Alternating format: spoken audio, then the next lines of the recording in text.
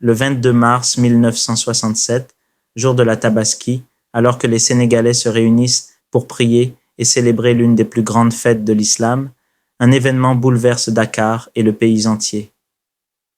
La cérémonie officielle, se déroulant sur l'esplanade de la grande mosquée de Dakar, réunit les plus hautes autorités sénégalaises et les dignitaires étrangers venus honorer le premier président de la République, Léopold Sédar Senghor. Léopold Sédar Senghor, poète et homme de paix, vient de quitter la tribune et se dirige vers sa voiture décapotable pour rejoindre son cortège. Mais soudain, un homme surgit de la foule. Dans sa main, un pistolet. En un instant, la célébration bascule dans la terreur. Le silence se fait, la foule est suspendue, l'homme appuie sur la gâchette.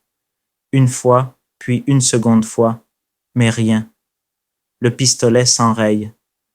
Les gardes se jettent sur lui et le maîtrisent, tandis qu'un cri de frayeur monte de la foule. Mais qui est cet homme, ce mystérieux Mustapha Lo? Que lui a-t-il pris d'essayer d'assassiner le président Senghor en ce jour sacré? Mustapha Lo est issu d'une grande famille religieuse sénégalaise et il est cousin de Cheikh Tidiane Sy, un chef religieux influent emprisonné quelque temps plus tôt. Pour beaucoup, son acte est vu comme une revanche symbolique contre le pouvoir, mais les motivations de Mustapha Lo restent floues. Lors de son procès, Mustapha Lo nie avoir voulu tuer Senghor. Avec une étonnante sérénité, il déclare « Je n'avais pas l'intention de tirer sur lui. Je sais manier une arme, et si j'avais voulu le tuer, je l'aurais fait. Ce que je voulais, c'était prouver qu'il n'était pas intouchable, que même le président pouvait être atteint par la colère du peuple. » Une déclaration qui soulève de nombreuses questions dans la société sénégalaise. Dans l'entourage du président, l'inquiétude grandit.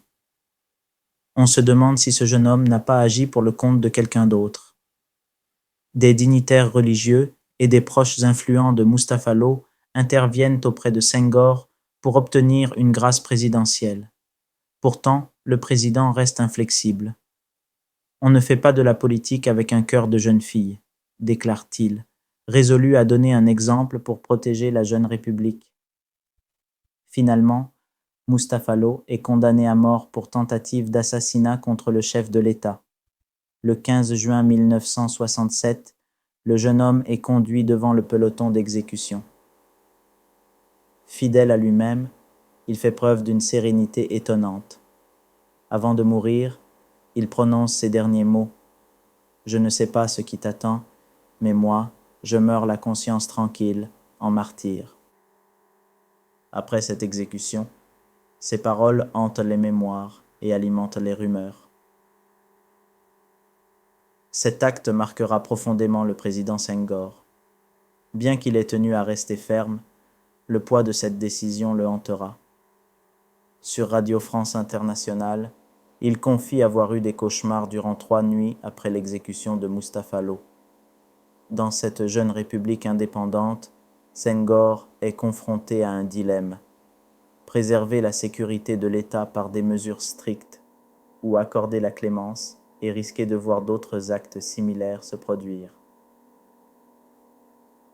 Dans ces mots, Senghor exprime une certaine amertume.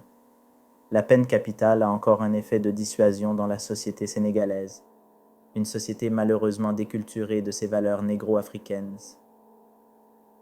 Le premier président sénégalais laisse ainsi entrevoir ses réflexions profondes sur l'héritage culturel et les influences extérieures qui façonnent la société de son époque.